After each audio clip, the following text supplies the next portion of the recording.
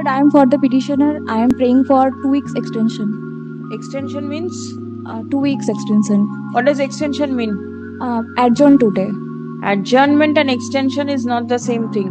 तो अगर आपको भी ऐसा लगता है कि इन दोनों वर्ड्स को इंटरचेंजेबली यूज किया जा सकता है, then you are very wrong. Especially when you are a law student or a law professional. In general, layman uses these two words interchangeably because they involve delaying of something. But आप इन दोनों words को interchangeably use नहीं कर सकते, especially when you are in front of the court. Extension refers to lengthening or widening of something. For example, the deadline for submitting the assignment has been extended by 1 week. तो यहाँ पे क्या हुआ है, कोई चीज एग्जिस्ट करती थी पर्टिकुलर टाइम पीरियड के लिए, अब उस ड्यूरेशन को बढ़ा दिया गया. But when we talks about adjournment, it specifically talks about temporary suspension और पोस्टपोनमेंट ऑफ समथिंग. और इसका मतलब किसी चीज को कैंसिल करना बिल्कुल भी नहीं होता है. तो फिर इसका क्या मतलब होता है, आइए एक एग्जाम्पल से समझते हैं. मान लो कोई एक फॉर्मल प्रोसीडिंग है, वो चल रही थी, किसी कारणवश उसको बीच में रोकना पड़ता है and will resume it later. तो इसको ही बोलते हैं एडजर्नमेंट, जब किसी चीज को बीच में रोक दिया जाता है और उसको बाद के लिए पोस्टपोन कर दिया जाता है. फॉर एग्जाम्पल, अगर आप लॉ बैकग्राउंड से हैं तो आपने सुना होगा the court adjourn the hearing until the next date.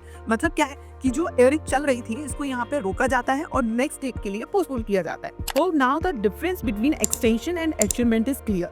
For more such videos, do follow Legal Para बताएं.